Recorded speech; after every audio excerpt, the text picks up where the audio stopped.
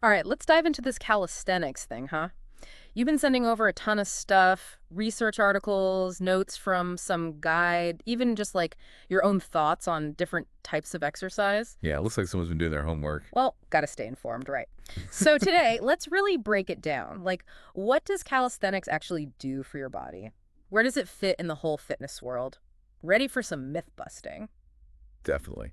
It's funny how people see calisthenics as this new trend. Yeah, like it just popped up out of nowhere. But honestly, using your body weight for strength training that's been around forever. I mean, there's even this book from 1856 called Physiology and Calisthenics for Schools and Families. Crazy, right? 1856, that puts things in perspective. The word itself has changed over time, but that core idea using your own body as resistance, that's stayed the same. So before we get all sciencey, can we define it? Like, what is calisthenics today?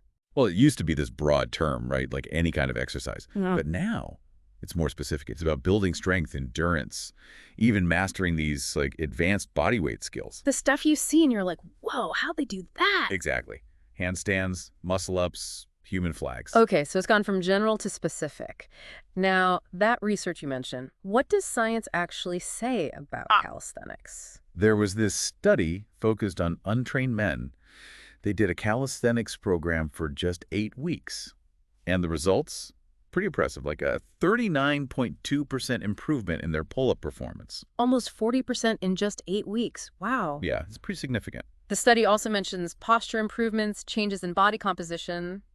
Sounds like calisthenics delivers, but how? A lot of it comes down to compound movements, so exercises like pull-ups, dips, squats, they're using multiple muscle groups at once. Yeah. Different from, say, traditional weight training, where you might isolate a specific muscle. So not just biceps, but back, shoulders, core, all working together. Exactly. That full body engagement builds overall strength, but also helps with coordination, balance.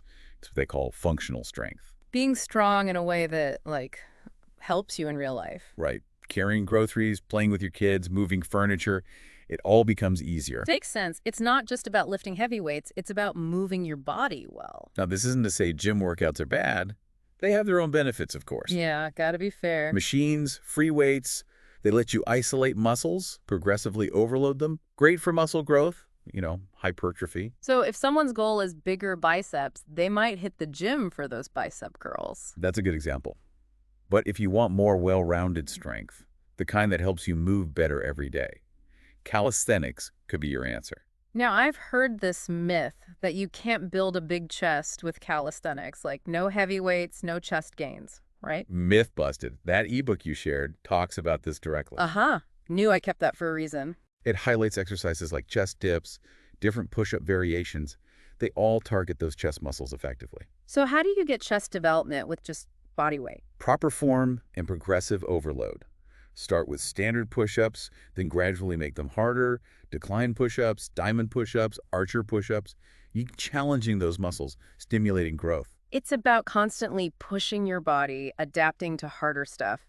Speaking of, your ebook talks about tailoring your training to different goals, mass, endurance, skills.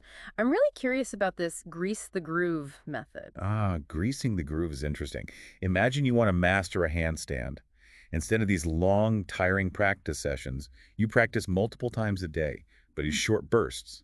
Stop before you get fatigued. So like weaving it into your day, little practice sessions here and there. Exactly. Frequent, low-intensity exposure to the skill. You build consistency without overworking your muscles and nervous system. Seems like a smarter approach than just grinding it out. And it's not just for handstands. Any skill works.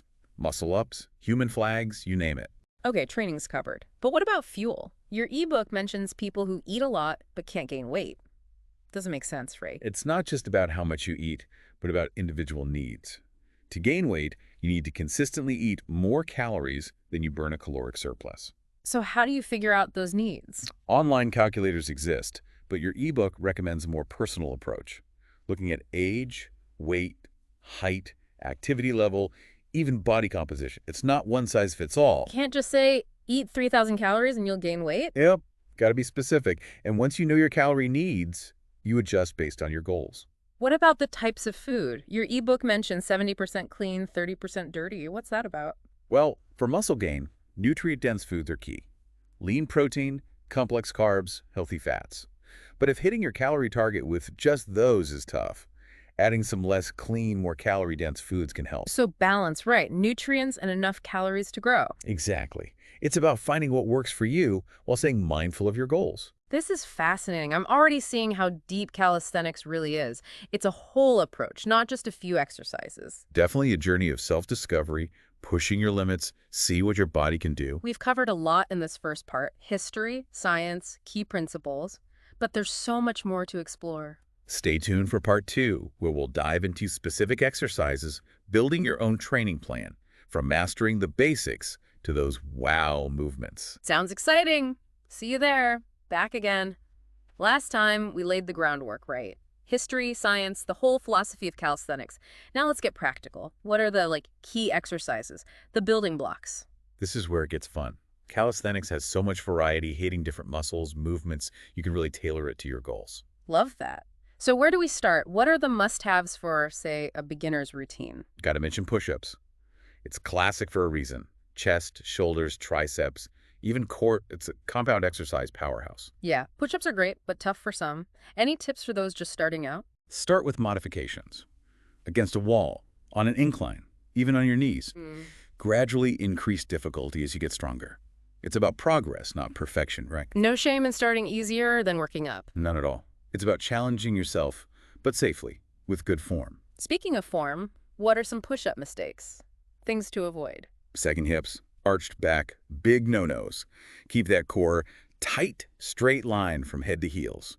And elbows, they shouldn't flare out too much. Aim for like a 45-degree angle. It's more than just up and down, huh? It's about engaging the right muscles, staying aligned. You got it. Done right, push-ups are amazing for upper body strength and stability. All right, next up, pull-ups. Intimidating for some, especially if you can't even lift yourself yet. How do we approach those? Pull-ups are tough, but rewarding. Back, biceps, forearms, they build serious pulling power. Start with negatives. Jump to the top, then slowly lower yourself down. Builds eccentric strength, controlling that lowering phase. So focus on the down before the up. Exactly. You can also try Australian pull-ups, horizontal under a bar. Increase incline as you get stronger until you hit that full pull-up. Sounds more doable. And then you have variations, right? Wide grip, close grip, chin-ups. What's the difference? They each hit those back and arm muscles a bit differently. Wide grip, more lats, wider back look. Close grip, more biceps and lower lats. Chin-ups, palms facing you, also emphasize biceps. Tiny hand changes, big impact. Now legs. Calisthenics for lower body strength. Squats are your best friend here. Quads, hamstrings, glutes, even core for stability. Fundamental movement. Squats are classic, but form is key. What to watch out for? Feet shoulder width, toes slightly out, lower down, back straight, chest up, core engaged, knees tracking over toes, go down till thighs are parallel to the ground at least. Proper form the whole way. Not just bending knees, but alignment, muscle engagement. You got it. And if you get stronger, squat variations. Jump squats for explosiveness, pistol squats for balance, and single leg strength. Bulgarian split squats for those quads and glutes. So many options. And what about calves? Anything for those lower leg muscles? Calf raises are your go-to. Simple but effective. Flat ground or elevate your toes for more challenge. Any form tips for those? Full range of motion, stretch at the bottom, full contraction at the top. Control it, no bouncing or using momentum. Quality over quantity, controlled movement, calf engagement. Right on. Now, we've talked about different muscles, but calisthenics is more than that. It's overall strength, mobility, control. Which brings us to the core. Strong core, important for everything. Calisthenics exercises for that. Planks are fantastic. Abs, obliques, lower back, all engaged. Stability and strength in one. Tough but effective. Tips for those struggling to hold a plank. Start with shorter holds. Increase time as you get stronger. Straight line, head to heels, core and glutes tight to prevent sagging hips. Building that core endurance. Yes. And then Yeah. plank variations. Side planks, reverse planks, even walking planks. Keep challenging yourself. What about crunches, sit-ups? Still relevant. They can be. But I like exercises that are more functional.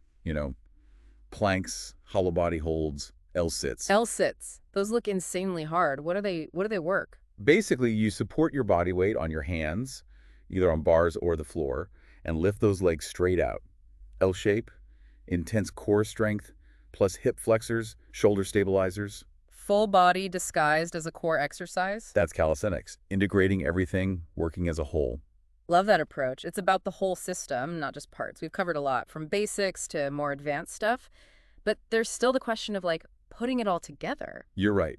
In part 3, we'll tackle those common questions, those hurdles you might face, building your training plan, beating plateaus, staying motivated. Sounds like we've got more to uncover. See you there. And we're back for the final round of our calisthenics deep dive. We've covered a lot of ground, the history, the science, the exercises. But now, let's talk about actually making calisthenics a part of your life. Yeah. Facing those real-world questions and challenges. Yeah, the theory is one thing, but putting it into practice, that's where the real journey starts. Exactly.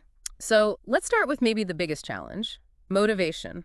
It's easy to be gung-ho at first, but how do you keep that fire going? Make calisthenics a habit, not just a phase. It all starts with setting the right goals. Realistic ones. Don't aim for the one-arm pull-up right away. Focus on those basics. Yeah, those small victories. Right. 5 good push-ups. Awesome. Build from there. Celebrate each step.